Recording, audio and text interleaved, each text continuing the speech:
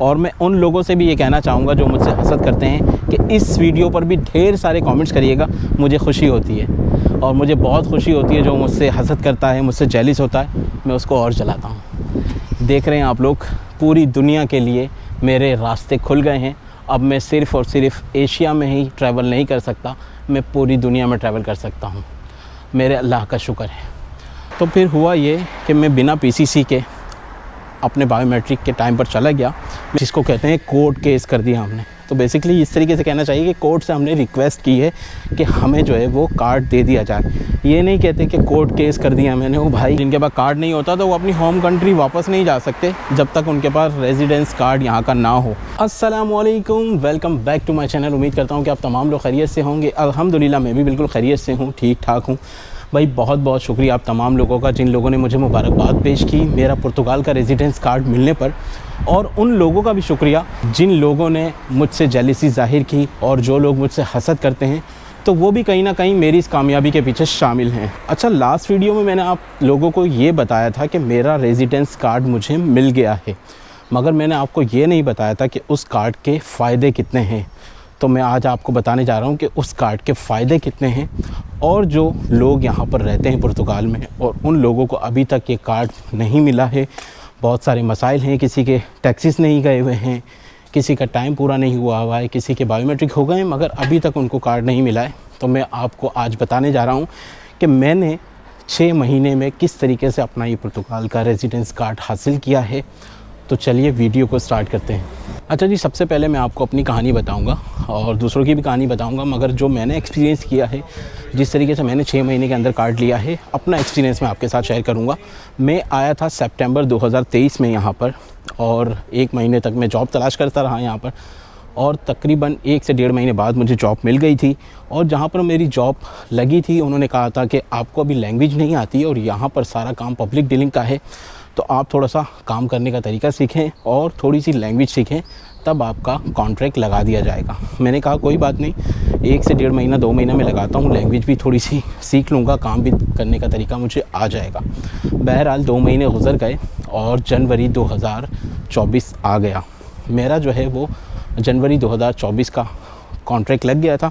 मेरे टैक्सेस जो है वो बाकायदगी से जा रहे थे, पूरे 30 दिन के टैक्स जा रहे थे मेरे कंप्लीट, और कंपनी पे कर रही थी। तकरीबन मेरे 5 टैक्सेस जब हो गए तो मैंने सोचा कि अब जो है वो जिसको कहते हैं कोर्ट केस कर दिया हमने। तो बेसिकली इस तरीके से कहना चाहिए कि कोर्ट से हमने रिक्वेस्ट की है कि हमें जो है वो कार्ड दे दिया जाए। ये नहीं कहते कि कोर्ट केस कर दिया मैंने। वो भाई आप यहाँ पर इमिग्रेंट्स हो, आप क्यों यहाँ पे किसी के ऊपर कोर्ट केस कर रहे हो कि केस कर दिया हमने। तो बहरहाल मैंने ये लॉयर के थ्रू रिक्वेस्ट की यहाँ की गवर्नमेंट से, जो इमिग्रेशन का डिपार्टमेंट है, लॉयर के थ्रू जो सिस्टम होता है वो मैंने किया, और 5 टैक्सीज़ के बाद मैंने ये काम कर लिया था। अच्छा जी, यहाँ पर एक छोटी सी मुझसे गलती हो गई थी जल्दबाज़ी में। मैंने बहुत जल्दबाज़ी की थी जब मेरा पीसीसी जो है वो अटेस्ट होकर नहीं आया था और मैंने अपने केस की रिक्वेस्ट डाल दी थी। मैंने अपना हिसाब लगाया था कि तकरीबन जो है वो 1 महीना लग जाएगा मेरी अप्रूवल आने में, और 15-20 दिन बाद की तो जो है ये बायोमेट्रिक की डेट देंगे, तकरीबन 1.5 महीना लग जाएगा। 1.5 महीने में मेरा पीसीसी अटेस्ट होकर आ जाएगा। मेरे पास पुर्तगाल एम्बेसी की अपॉइंटमेंट थी जुलाई के महीने की, बट अनफॉर्चुनेटली पुर्तगाल एम्बेसी ने ये मना कर दिया कि अब जो है वो हम अटेस्ट नहीं करेंगे, पाकिस्तान में अपोस्टाइल शुरू हो गई है। तो इस्लामाबाद में पीसीसी की अपोस्टाइल हो रही थी और वहाँ का जो है अपॉइंटमेंट नहीं मिल रहा था। बहरहाल मैंने बड़ी जद्दोजहद करके, मेरे एक दोस्त हैं बहुत अच्छे, उन्होंने ज़्यादा जद्दोजहद करी है और उन्होंने मुझे अपॉइंटमेंट की डेट लेकर दे दी बिल्कुल फ्री में। तो मैंने जो है वो 12 जुलाई की मुझे डेट मिली थी अपॉइंटमेंट की, और इन दिनों मेरी बायोमेट्रिक की डेट आ गई थी, वो 10 जुलाई की आई थी। तकरीबन मैंने जब अपना केस सबमिट किया है तो उसके 1 हफ़्ते बाद मेरे पास अप्रूवल आ गई थी, और 1 हफ़्ते के अंदर ही मैंने बायोमेट्रिक के लिए जाना था।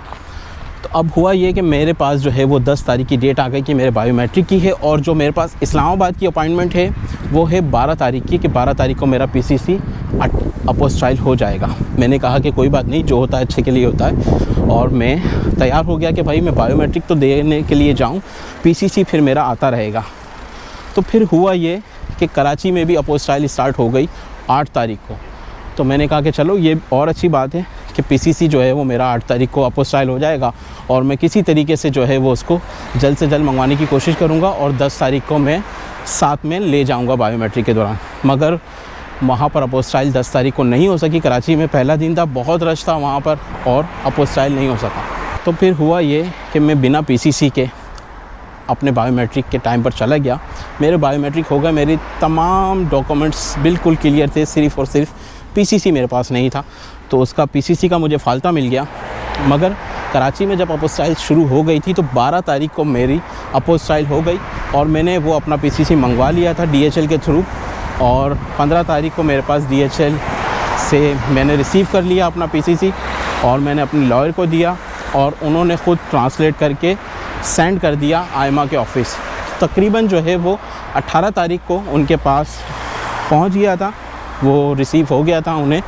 और 19 तारीख को मेरा कार्ड जो है वो प्रिंटिंग पर चला गया था और 6 अगस्त 2024 को मैंने अपना कार्ड रिसीव कर लिया। यानी कि ये समझ लें कि मैंने 27 जून को अपना केस सबमिट करवाया था, उनसे रिक्वेस्ट की थी और 6 अगस्त को मेरे पास कार्ड मुझे मौसूल हो गया था। अच्छा जी, तो इसी तरीके से आप लोग भी जो है वो कार्ड अपना हासिल कर सकते हैं। अगर आप लीगल आए हैं और आपने 4 से 5 टैक्सेस अपने दे दिए हैं, जल्दबाजी नहीं करिएगा दोस्तों।